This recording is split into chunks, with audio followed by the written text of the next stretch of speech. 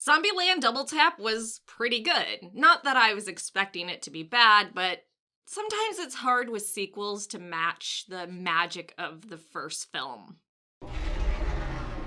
First off, I'm going to be spoiler-free. I will let you know once I'm going into spoilers so you can stop watching and go watch the movie yourself, spoiler-free. Or if you want spoilers anyways, go for it. I love spoilers. Before I saw The Force Awakens, somebody sent me a Gmail message that Han Solo dies, and it was actually a huge relief to me to know that he died before going in and watching the movie, because that would have wrecked me, but since I was emotionally prepared, I was cool with it, so I don't know. I know that's not the norm for people. So Zombieland Double Tap, of course, follows the same characters we grew to love in the first film: Tallahassee, Columbus, Wichita, and Little Rock. And this is about 10 years past the first movie, though I thought it was more 7 to 8 years based on Little Rock's age, but everywhere else is saying 10 years, so I guess we're going with 10 years. The zombies have evolved, which I feel like the only one that really evolved was the Terminator-type ones. The other ones just seemed like zombies we already saw in the first film. Okay, so like I said, this movie was pretty good. It's not as good as the first one, but very rarely are sequels or any film after the first as good. I can think of a few examples, but there were a lot of callbacks to the first film, which I think were really well done and not to hit you over the head with them. They were maybe a little winky, but honestly, this series is very meta and very wink-wink anyways, so it kind of fits right in. The humor is very similar. Of course, we have the rules, which make it even funnier, so I feel like if you like the humor of the first film, you're going to like the sequel, you're going to like this movie, and you'll probably laugh almost as much. I didn't laugh as much as the first film, but definitely, 80% of this film. This film does leave it open for a third movie. I don't know if that's gonna happen. I haven't really looked into it to see if there's any interest beyond it. I could see it happening, and I like that this film can stand alone and just be an ending to Zombieland, but at the same time, they can have a third film. It works either way, and I like movies like that. It's nice for Woody Harrelson to show up. I like the guy. I think he's a great actor, but later in his career, he's gotten a little bit lazy, so it's nice to see him actually embody his character from Zombieland 1. The first one, I didn't have to say 1, obviously. But it's nice for him to actually embody that character and show real acting and enthusiasm, and it just didn't feel like Woody Harrelson doing a movie to get money. Sorry if you love the guy. Come on. He gets a little lazy. The zombie kills are a lot of fun to watch. I feel like a lot of us like seeing the unique ways they kill zombies, so I enjoyed that. It was interesting to see someone that was a kid at the start of the zombie apocalypse and then is now a woman, so you're seeing that with Little Rock. She was a little girl, and now she has a super deep voice and is definitely a woman, and we are shown that, and it's just interesting to see the ways that someone might rebel or might behave in that situation. Because the other 3 characters, they were adults when the zombie apocalypse happened, so they're pretty much the same. She went through the teenage years, which she's still in, and we all know how horrifying the teenage years are. I would never go back. They introduced some new characters in this film, which I really liked them. 2 of them were pretty obnoxious. The third I absolutely loved. So I hope you watch this movie and then you can see my spoiler part of this review and see if you actually like the same characters. So yeah, I really recommend seeing Zombieland Double Tap. It's a great addition to the Zombieland series, and I hope they make a third one. I give it 8 out of 10 T-Rexes. Why T-Rexes? Because I fucking can. Okay, now we're getting into spoilers, so beware. So I liked Madison. I liked her a lot, but the problem is whenever you see characters like her, you can tell the actress is trying too hard, and it always takes me out of it. Because the type of person that's really like her is hard to convey in a way that is believable. So the entire time the actress was playing the airheaded Madison, it was kind of, I know what you're going for, and I know there are people like that, but you're making it more of a cartoon character.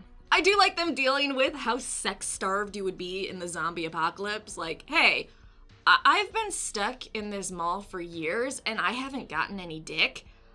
I don't care if you're someone that is way out of my league and I would never touch with a 10-foot pole.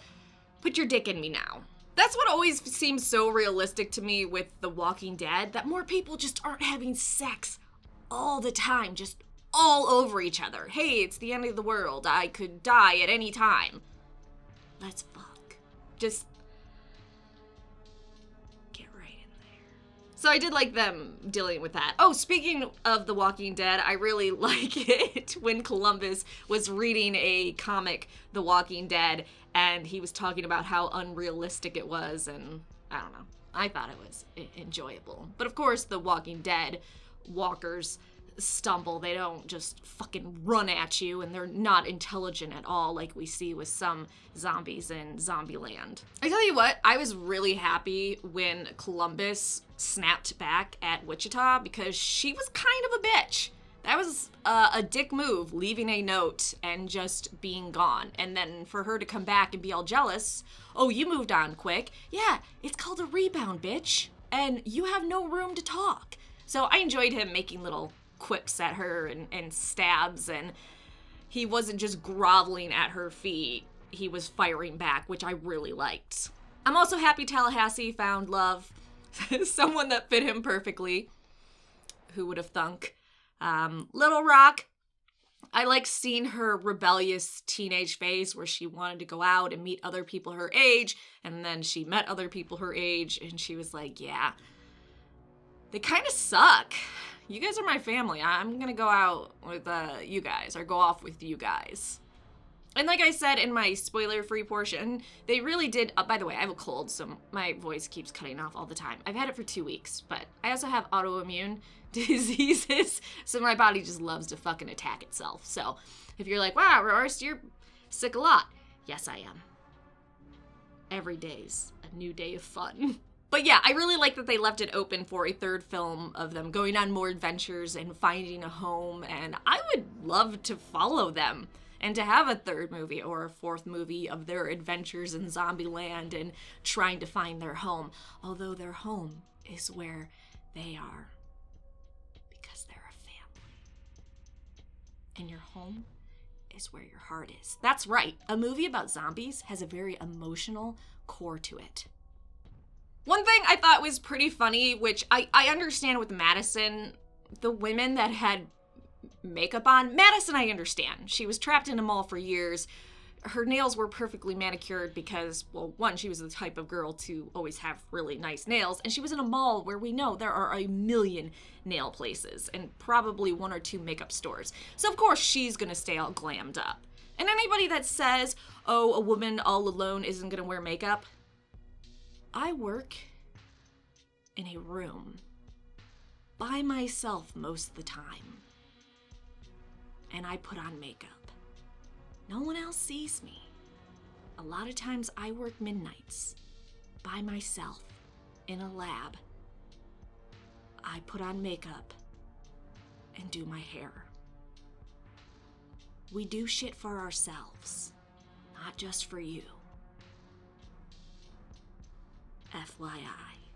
But yeah, it was kind of funny to see all the female characters with makeup on that was noticeable, not just the natural makeup they try to do where, like if you watch The Walking Dead, they do more natural makeup so you can't tell they're wearing makeup. But then again, I mean, it's been years into the zombie apocalypse, so they probably did makeup runs and wanted to look nice. Little pick-me-up for the end of the world. The after credits scene was absolutely hilarious. I love seeing Bill Murray just fucking kicking ass when the zombie apocalypse day 0 happened. Although, and I feel like we're just supposed to let this go, it's been 10 years since the first film, because the first film was in 2009.